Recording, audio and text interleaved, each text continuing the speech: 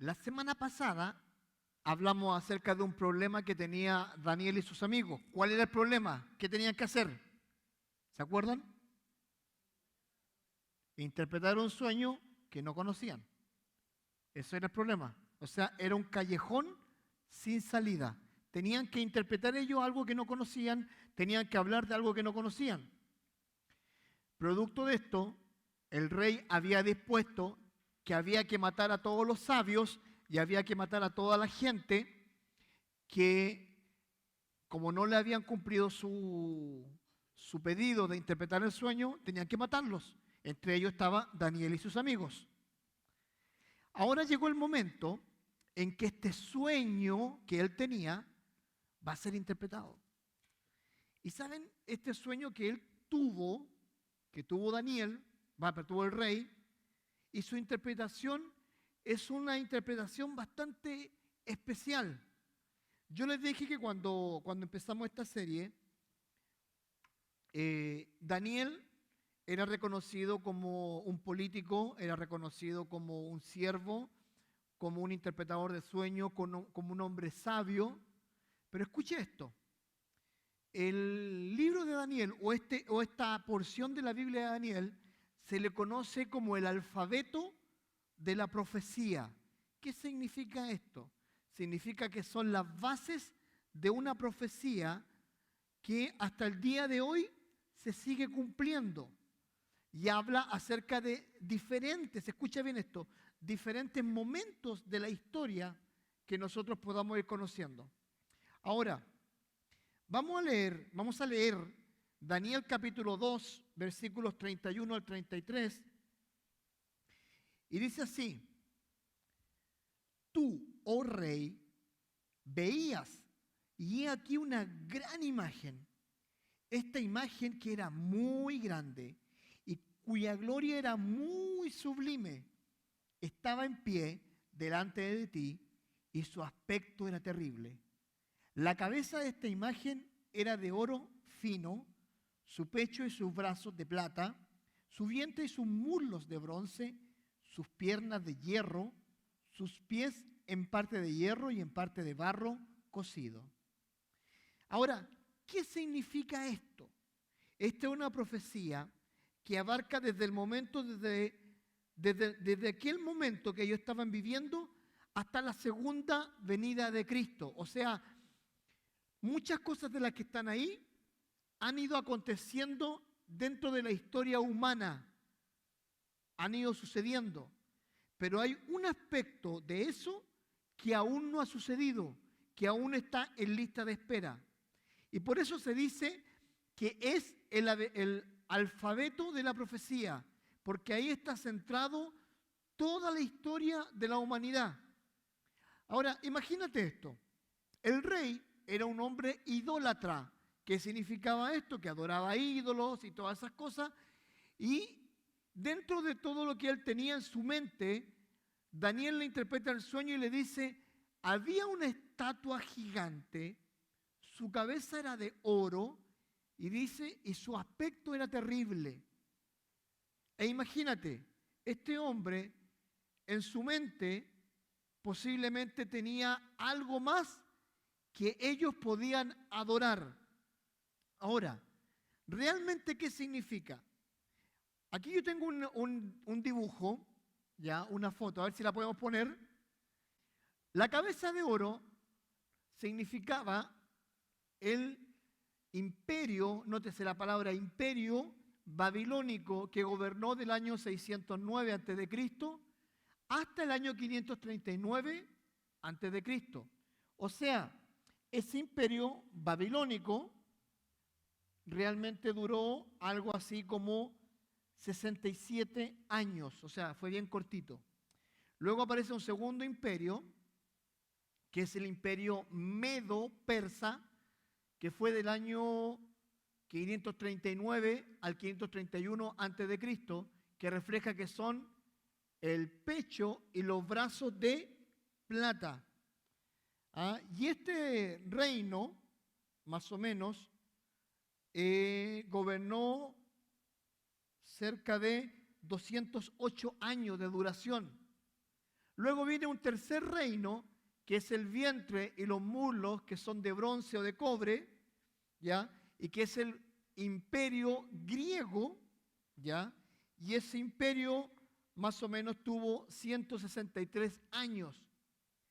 Y luego viene el imperio romano, ¿ya? Y este imperio romano dice que es pierna de hierro de Roma y que también reinó más o menos como unos 200 años, más o menos reinó ese imperio.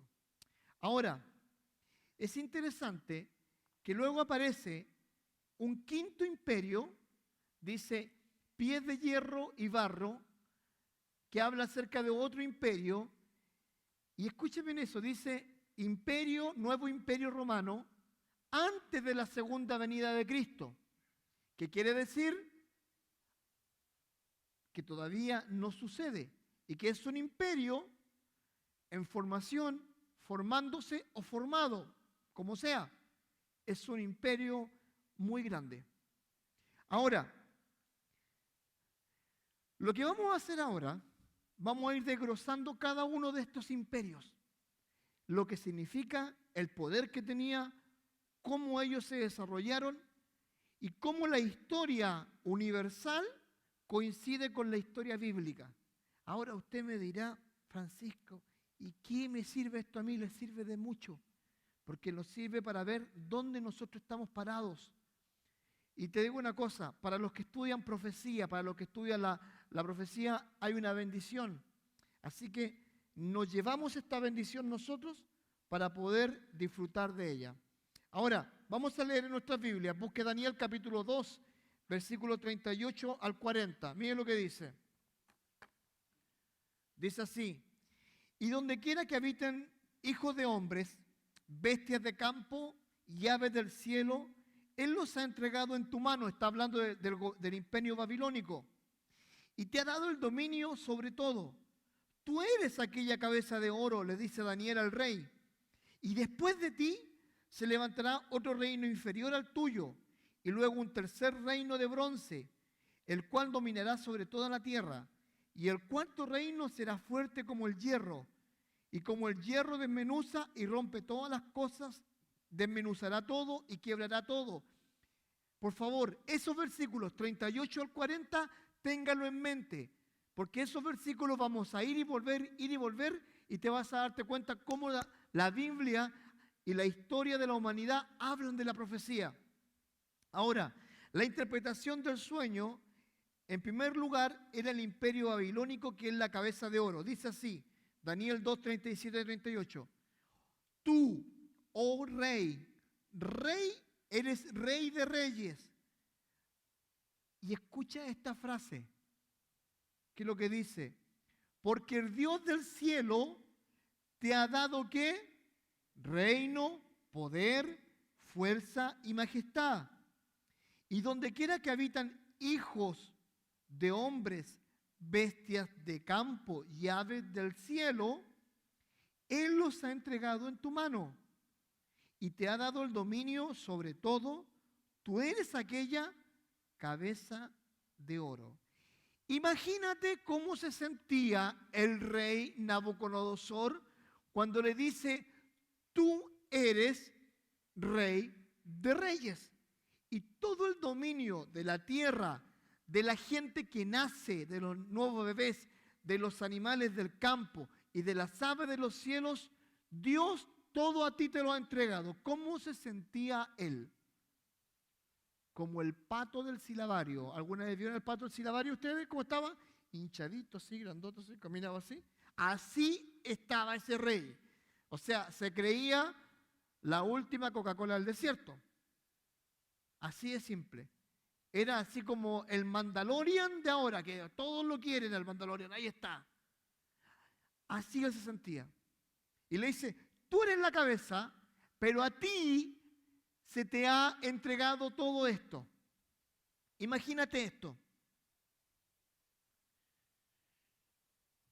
Nuestros países, la mayoría de los que estamos aquí, venimos de países corruptos. Hay que ser verdad, ¿no?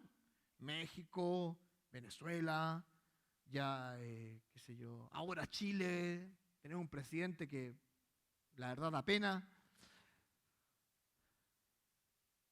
¿Tú te has puesto a pensar que Dios los ha puesto en ese lugar a pesar de lo malo que sean? Porque la Biblia siempre dice, oren por los quienes, por los gobernantes, oren por su presidente. En la historia humana han habido hombres asesinos. Hitler mató 6 millones de judíos, Franco en España, Pinochet en Chile, Stroessner en Paraguay, Videla en Argentina, Nieto en México. Mejor no hablo de Estados Unidos porque puedo salir trasquilado. Pero si se dan cuenta, la historia está llena de dictadores, está llena de tipos corruptos. Pero a pesar de eso, la Biblia que dice, oren por su gobernante, aunque no nos gusten. Ahora, fíjate esto. Fíjate cómo Dios opera en los líderes de este mundo. Busca Jeremías 25:9. Dice así: he aquí, enviaré y tomaré todas las tribus del norte, o sea, las tribus de Israel, dice Jehová. Y escucha esto, hay una coma. Léelo bien, atención, atención, atenção en portugués. Dice, y a Nabucodonosor, rey de Babilonia, ¿cómo lo describe? Mi siervo. Dice, y los traeré contra esta tierra y contra sus moradores y contra todas las naciones en derredor, y los destruiré y los pondré por escarnio y por burla y en desolación perpetua. Si alguna vez tú dudaste de la soberanía de Dios en los dictadores, en los presidentes y en los líderes mundiales, aquí está la prueba de que Dios aún usa a los malos. ¿Para qué? Para hacer su voluntad. Porque el pueblo de Israel por 490 años había desobedecido a Dios y Dios usó a Nabucodonosor. Y Dios dice, mi siervo. ¿Qué está diciendo con esto? Está diciendo que aunque nosotros, escucha bien esto, aunque nosotros no lo creamos, Dios usa a los malos. Dios usa a los malos. Voy a irte un poquito más allá. Tus jefes, Dios te pone jefes en tu trabajo. ¿Te has puesto a pensar por qué te hace la vida imposible? ¿Por qué a todos los demás no los molesta y te molesta a ti? ¿No será que Dios lo quiere usar para nuestro beneficio y nuestro carácter? Que Dios quiera pulir en nosotros y Dios está usando a ese señor o señora.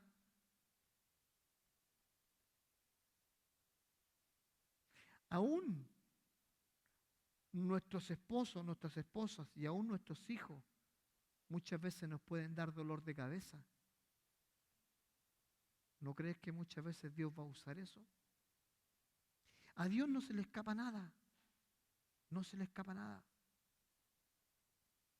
A mí se me escapan cosas. Yo me olvido de los nombres. Y cuando yo le digo hermano a usted, es porque me olvidé su nombre. Pero a él no se le escapa nada. Dios usó a Babilonia para un propósito. Y fue castigar a este pueblo que se había olvidado de Dios. Mira lo que dice Isaías 51:7, corroborando esto. Dice, copa de oro, no es la que juegan ustedes los de la CONCACAF, copa de oro, que la gana siempre México, no es esa copa de oro, no se la crean. No estamos hablando de una profecía de la copa de oro, no es así. Dice, copa de oro fue Babilonia, ¿en qué dice? En la mano de Jehová, que embriagó a toda la tierra y de su vino vivieron los pueblos, se aturdieron por tanto, ¿qué dice? Las naciones. Las naciones. Copa de oro, o sea, Dios usó a Babilonia para turbar a los otros pueblos y naciones. Eso es lo que hizo. Querido, querida, Dios usa a los malos para que nosotros muchas veces aprendamos lecciones en nuestra vida. En serio, en serio. Y a veces son la copa de oro que Dios está usando para nosotros. Y a veces nosotros encontramos injusticia y nos sentimos, y escucha bien esto, que Dios es injusto porque a ellos no, pero a mí sí. Pero permíteme decirte esto. Cuando alguna vez te sientes en esa situación, recuerda a Babilonia.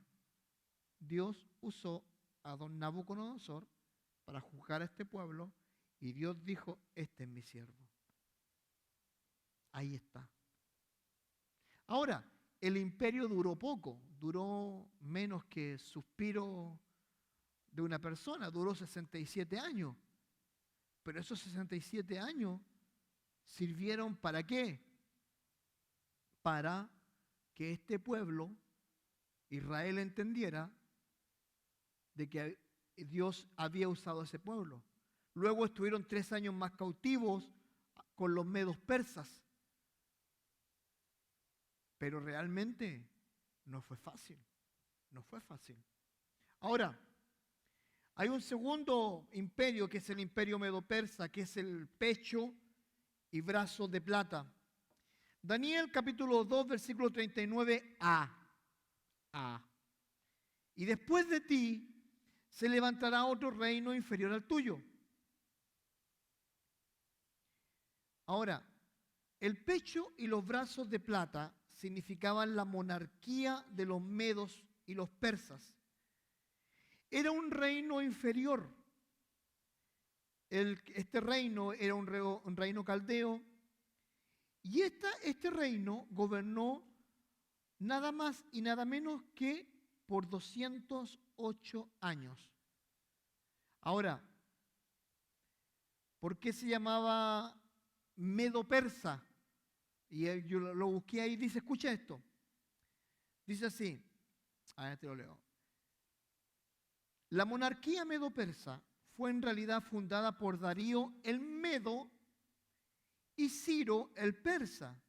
Y aún el propio Ciro era persa por parte de padre, pero medo por parte de madre. O sea, era una cuestión familiar, por eso era medo-persa. Y duró 208 años. Este imperio no tuvo mucha injerencia en la historia de la humanidad. No. Pero este imperio fue el que liberó a Israel de la esclavitud de los 70 años. A través de Ciro, el rey de Persia, le entregó cartas a Nehemías. Usted lee la Biblia, busca Nehemías capítulo 1, ¿y con qué se va a encontrar? Con que había un hombre que se llamaba Nehemías, que era copero del rey. Ese hombre tomaba el trago del rey, comía la comida del rey, y si estaba envenenada, moría. Esa era la labor del copero. O sea, era un trabajo delicioso, pero peligroso. ¿Ok? Porque él comía todo lo del rey. Y si estaba envenenado, ahí te iba.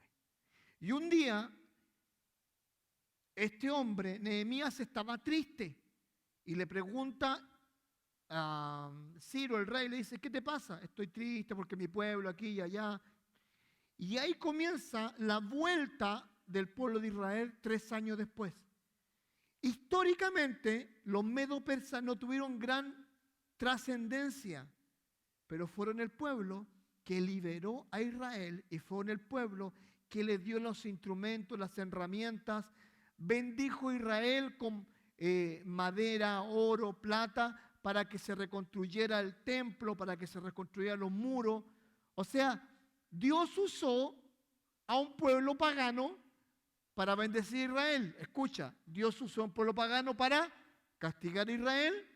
Dios usó a un pueblo pagano para bendecir a Israel.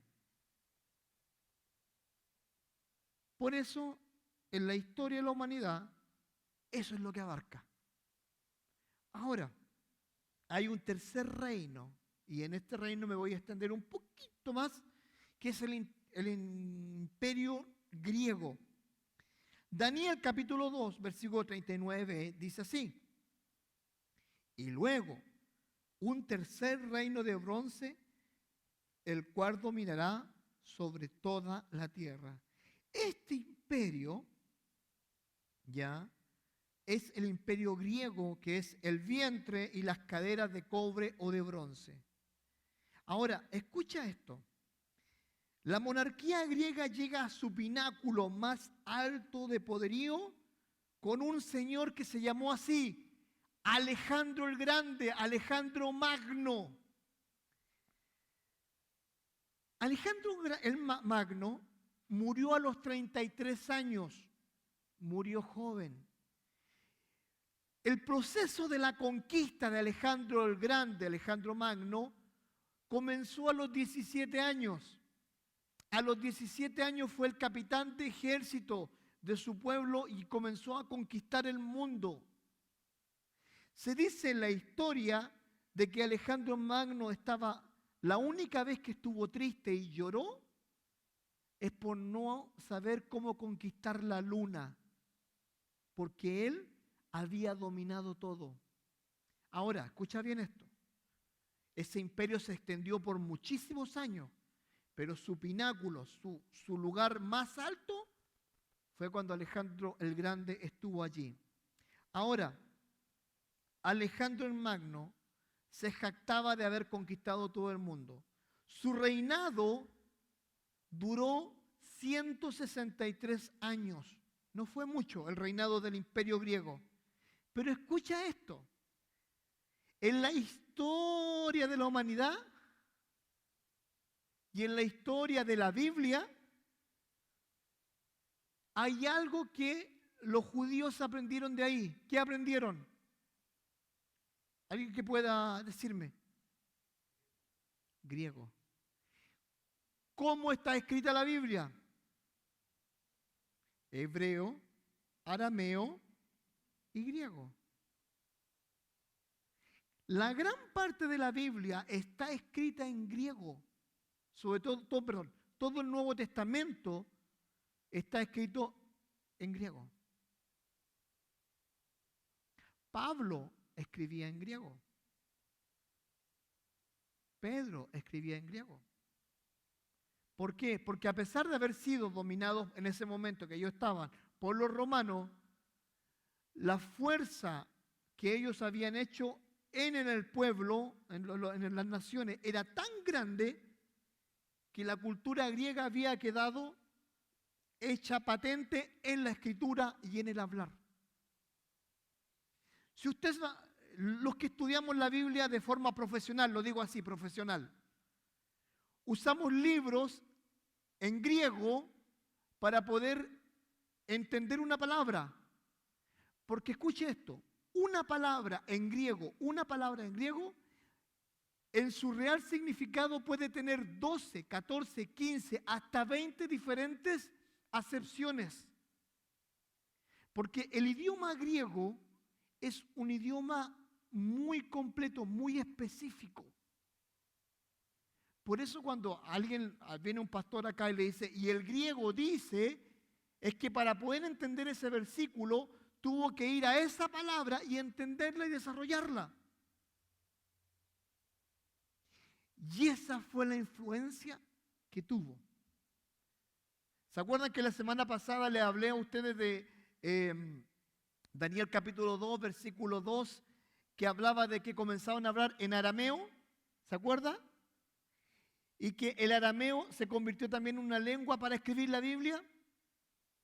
Ahí está. Tenemos el hebreo, Antiguo Testamento, arameo y el griego en el Nuevo Testamento. Esa fue la influencia. Ahora, le hago la siguiente pregunta. ¿Usted cree que Dios no preparó todo esto? Claro que lo preparó. Claro. Porque se necesitaba un idioma universal. Y ese idioma universal en ese momento era el griego. Era como el inglés de ahora. Que si tú vas a la China y hablas inglés, no vas a tener ningún problema. Vas a, qué sé yo, a Francia, hablas inglés, no vas a tener problema. ¿Por qué? Porque es un idioma universal. Así era el griego. Ahora, lamentablemente, Alejandro Magno murió a los 33 años y murió por amor. Por amor a su pareja, se llamó él Hefestión. Era su pareja, era hombre, ¿ya? Y Hefestión murió. Alejandro Magno cayó en depresión, aunque no lo crean, por amor, y él murió de depresión. Murió solo. El conquistador del mundo murió por el amor de un hombre y murió deprimido. Si usted no me cree, lea la historia de Alejandro Magno y ahí sale. Murió por amor, en depresión. 163 años. Cuarto imperio. Imperio romano. Las piernas y los pies de hierro. Daniel capítulo 2, versículo 40. Y el cuarto reino será fuerte como hierro. Y como el hierro desmenuza y rompe todas las cosas, desmenuzará y quebrantará todo. Todo. Fíjate esto. El Imperio Romano se considera que fue uno de los imperios más déspotas, asesinos, criminales de la humanidad. ¿Cuántos han escuchado el dicho, todos los caminos te llevan a Roma? ¿Cuántos lo han escuchado? Todos los caminos te llevan a Roma. Ustedes saben por qué se inició eso, ¿no? Porque los romanos fueron especialistas ¿en qué? En construir caminos. Ellos hacían caminos para llegar al mundo. El plan de conquista de ellos era, mientras más accesible, más fácil de conquistar. Ellos conquistaban pueblos y en vez de matar a la gente, ellos usaban a los jóvenes y a los niños y a los adultos para que construyeran caminos e iban construyendo caminos. Miren lo que es Dios. Cuando el hombre, el romano, construye caminos, cuando Cristo viene, ¿y cuál es la orden que da Cristo? Vayan a todo el mundo y prediquen el Evangelio. ¿Y qué usaron ellos? Abres caminos, cumples promesas. Usaron los mismos caminos que los romanos hicieron para conquistar el mundo con la guerra. Esos mismos caminos los usaron para que el mundo conociera el Evangelio. ¿Sabía usted eso? Impresionante. Ahora, como les dije anteriormente, el pueblo romano, y si vamos al versículo nuevamente, dice así, y el cuarto reino será fuerte como hierro, y como el hierro desmenuzará y romperá todas las cosas, y quebrantará todo. O sea, iba a ser un reino poderoso. Pero escucha bien esto. Ese reino poderoso también iba a ser el más asesino de todos. Mira las profecías de Daniel. Daniel capítulo 7, versículo 7. Después de esto miraba yo en las visiones de la noche, y he aquí la cuarta bestia, o sea, el cuarto reino, espantosa y terrible, y en gran manera fuerte, la cual tenía unos dientes grandes de hierro, y devoraba y desmenuzaba las obras, hollaba con sus dientes, y era muy diferente de todas las bestias que vi antes, y ella tenía 10 cuernos. La cuarta bestia, el cuarto imperio, era un imperio horrible, asesino, que tenía dientes que desmenuzaba las obras. Daniel 7:23, mira lo que dice. Dijo así la cuarta bestia, dijo así, la cuarta bestia, un cuarto reino en la tierra, el cual será diferente a todos los otros reinos, y a toda la tierra devorará, trillará y despedazará. O sea, en pocas palabras, este cuarto reino, ¿qué es lo que va a ser? Un reino asesino. ¿Cuántos de ustedes vieron la película Espartaco? Una película que tiene más o menos unos 60 años. Yo la estoy viendo nuevamente. Que muestra la historia de los gladiadores, pero también la persecución que vivían los cristianos. El crucificar a las personas era un acto común. Por eso cuando se crucificó a Cristo, para los judíos que quisieron asesinarlo, o lo asesinaron, o lo llevaron para asesinarlo, era algo normal y para ellos iba a pasar como otro más. Ellos nunca pensaron de que al crucificar a Cristo iba a cambiar la historia de la humanidad. Nunca lo pensaron. Ahora,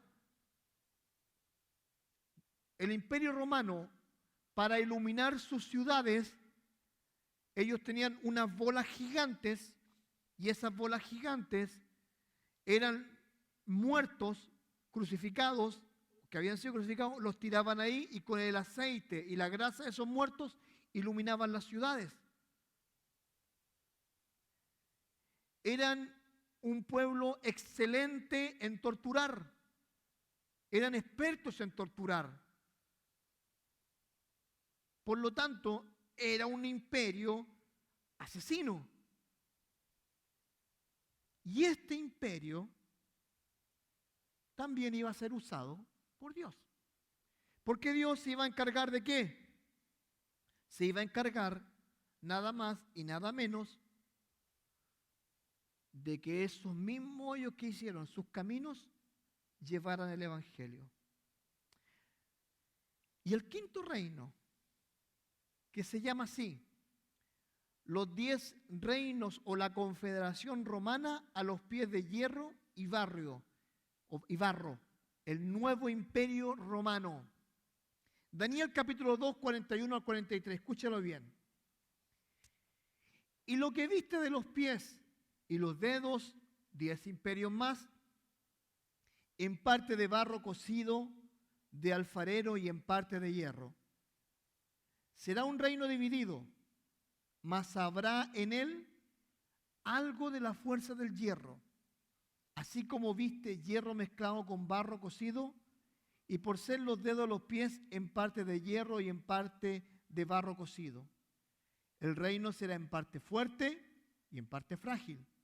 Así como viste el hierro mezclado con barro, se mezclarán por medio de alianzas humanas, pero no se unirán el uno con el otro, como el hierro no se mezcla con el barro. Estos 10 reinos, o estos reinos, existirán simultáneamente en el tiempo que Dios establezca su reino en la segunda venida de Cristo. O sea, cuando Cristo venga en su segunda venida, estos reinos, o este reino con 10 alianzas, va a estar establecido. Este reino Aún no acontece. Ahora, te lo voy a corroborar así. Daniel 7:24, búscalo en la Biblia, dice así.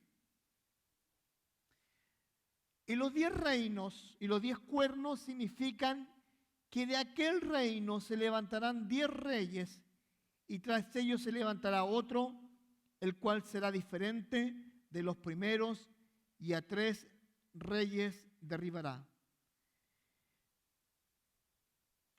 Esto no se está refiriendo a la primera venida de Cristo. Cuando Cristo vino la primera vez, ¿qué sucedió? ¿Quién gobernaba? Roma. Cuando vino Cristo la primera vez, ¿qué es lo que esperaba la gente? Que derribara a Roma. No lo hizo. No lo hizo. Porque su labor era venir ¿a qué? A salvar a la humanidad, a entregar su vida por nosotros. Esa era su labor. Pero en la segunda venida, estos 10 reinos van a estar listos, preparados para irse en contra de Cristo. Y ahí va a aparecer la segunda venida y ahí viene Cristo con el famoso caballo blanco, va a destruir, Ahora, muchos han especulado, y yo no soy de especular porque no me gusta especular, que son los 10 naciones de la OTAN, que son algunos países de la Unión de las Naciones Unidas, que son la Unidad Económica Europea. No. Eso es especulación. Sí va a haber 10 reinos, sí va a haber una fuerza política muy grande, pero quiero que sepa esto, los que estamos en Cristo no vamos a vivir eso. No lo vamos a vivir y no lo vamos a ver. Ahora, el sueño de Nabucodonosor revela el deterioro gradual de los reinos humanos. Se vuelven progresivamente más inestables, moralmente más débiles y más fragmentados. En su libro hay un señor que se llama John Baldwood, hace esta observación. La escala descendiente del valor de los 4 metales sugiere la degeneración de la raza humana a través de las edades. Este concepto contradice la interpretación evolucionista de la historia humana, que dice que el hombre a medida que va avanzando va evolucionando. No. Y escucha esta frase que me gustó, por eso la anoté. En lugar de comenzar en el polvo y consumado en el oro fino, Dios revela a la humanidad en los tiempos de los gentiles para comenzar con oro fino y terminar ¿dónde? En el polvo. Mientras que el valor del oro va disminuyendo, la fuerza del hierro es más fuerte, pero también la maldad, obviamente, va a ir creciendo. Ahora, ¿te das cuenta de por qué se le llama el alfabeto de la profecía? Porque revela toda la historia de la humanidad. Nuestra humanidad, de principio a fin, o desde ese momento, está en esos versículos. Está en Daniel capítulo 2. Todo lo que acontece y acontecerá está allí.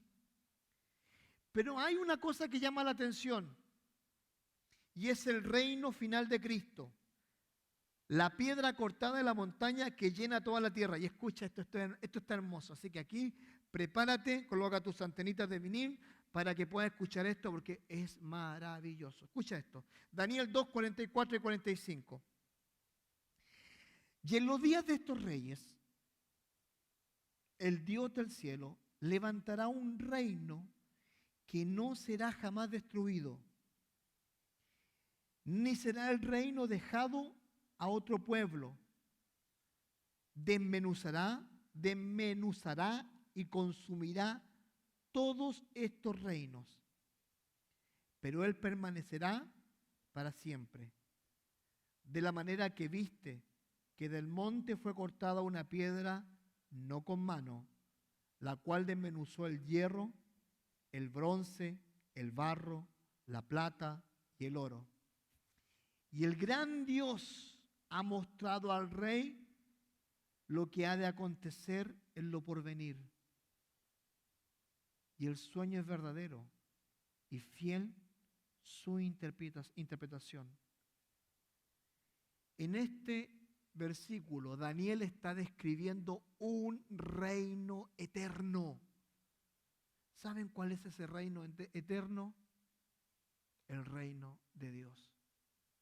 Algún día se levantará esa roca y va a destruir todos los reinos, los va a acabar y su reino va a ser para siempre. Mira lo que dice Daniel 2, 34 y 35.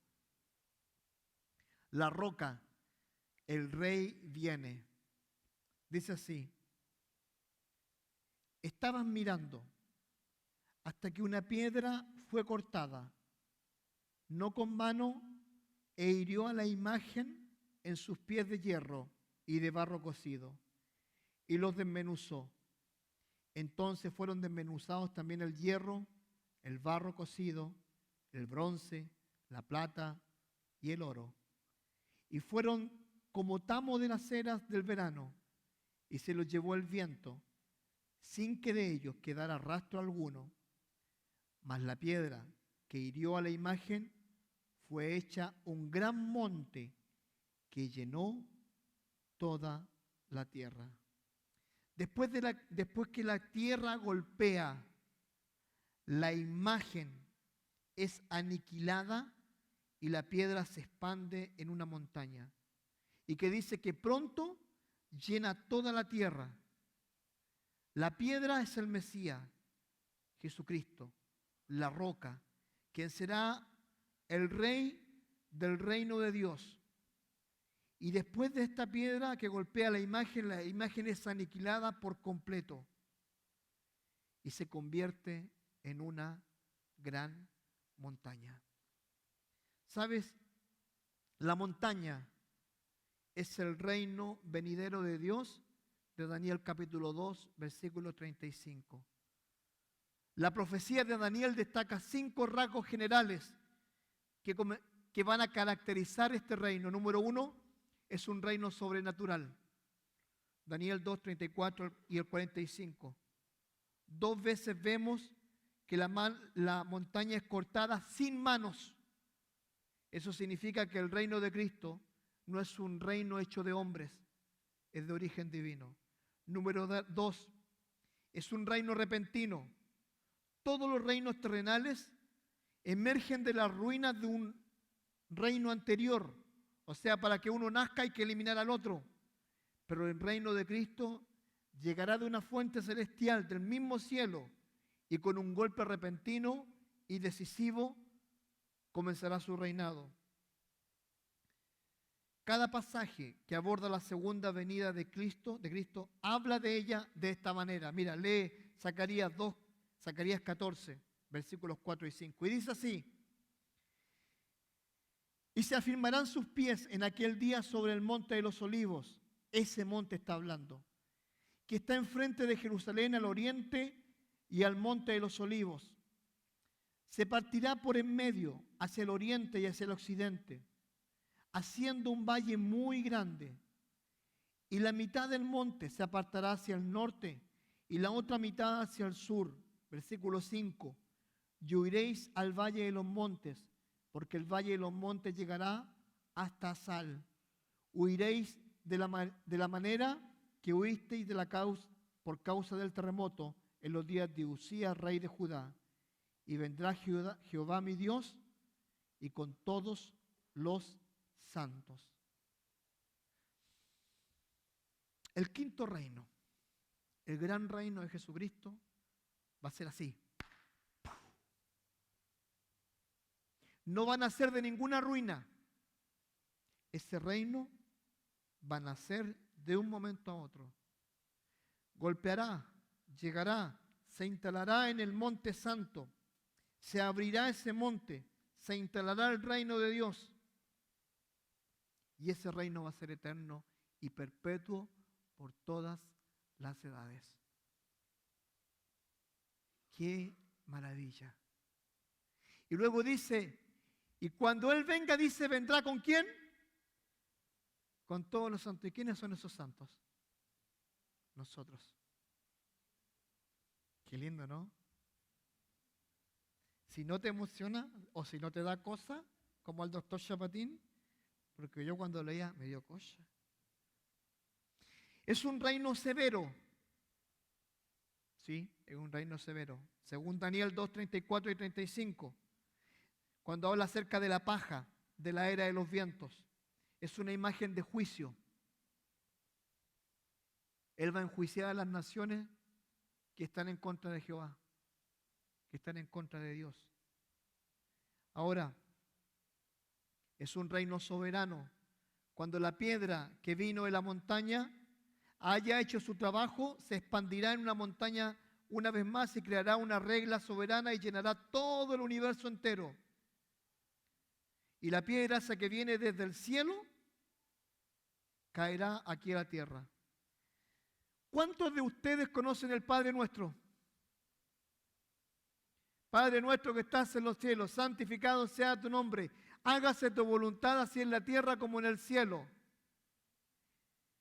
¿Ustedes alguna vez se preguntaron qué significa el hágase tu voluntad así en la tierra como en el cielo?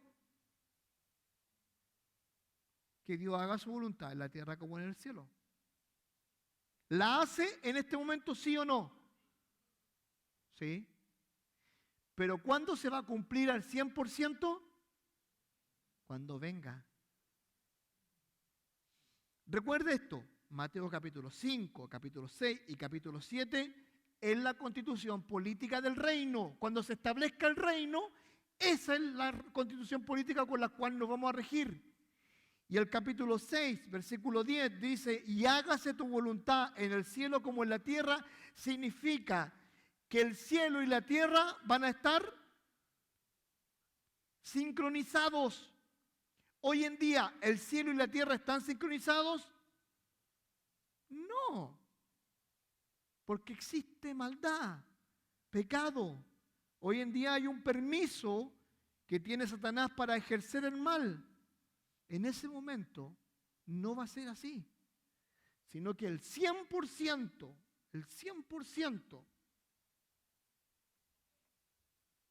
de todo lo que se haga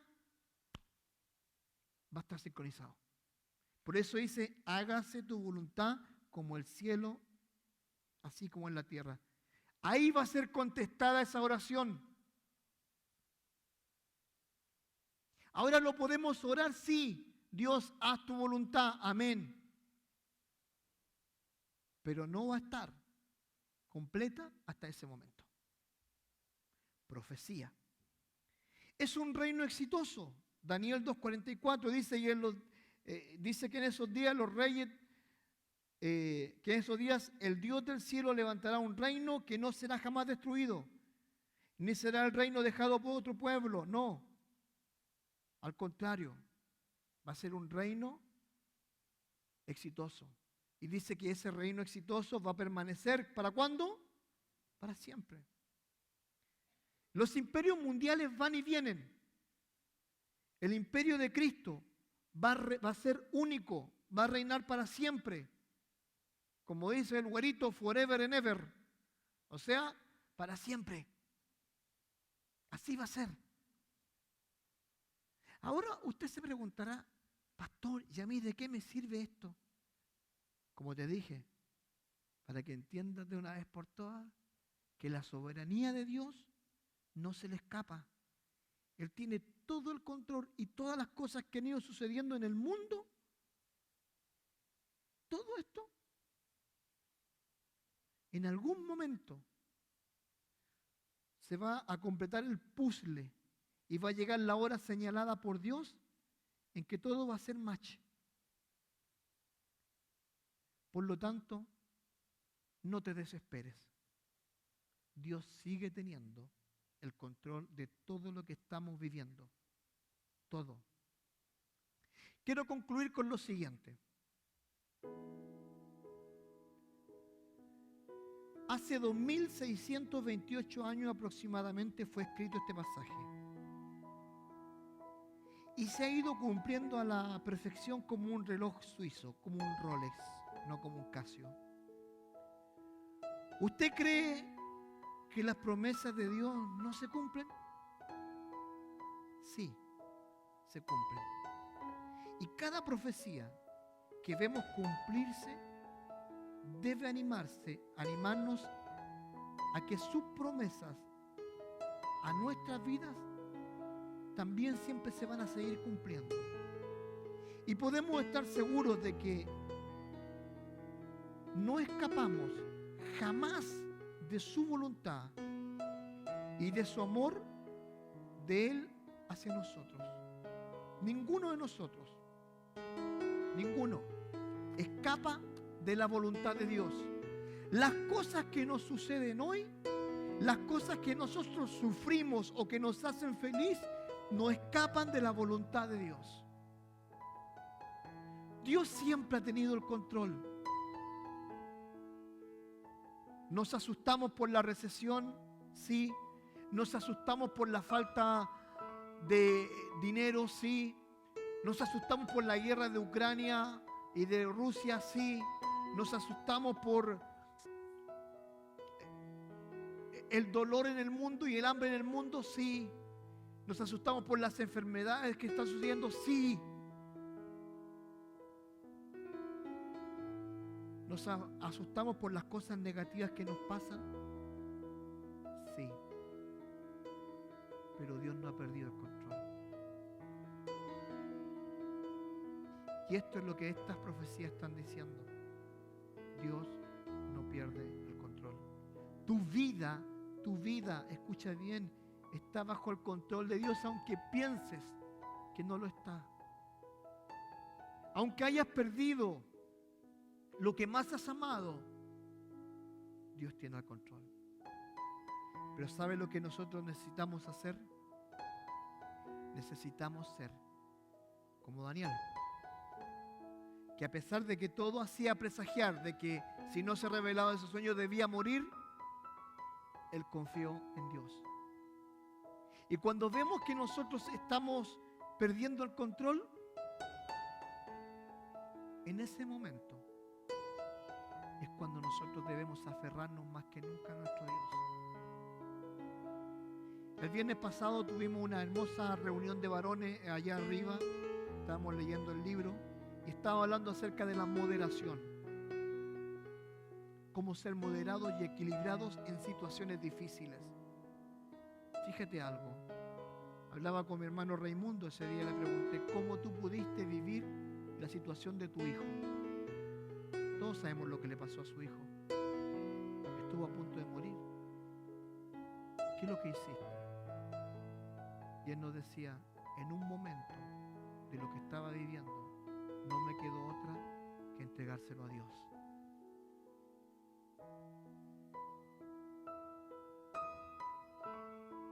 Cuando son nuestros hijos, cuando son nuestros esposos, nuestras esposas, cuando son nuestros padres, cuando son nuestros trabajos, no nos queda otra que entregárselo a Dios. Pero en esa entrega voluntaria que tú hagas, siempre recuerda, Dios sigue teniendo el control. Sigue teniéndolo. Dios no te va a dar un premio de consuelo. No. Dios te va a dar paz aún en las tormentas. Dios no te va a dar a ti simplemente un respiro. No. Dios te va a entregar paz. Esa paz que sobrepasa todo entendimiento. Si Dios se ha encargado de que la humanidad se vaya desarrollando, ¿va a perder el foco en tu vida?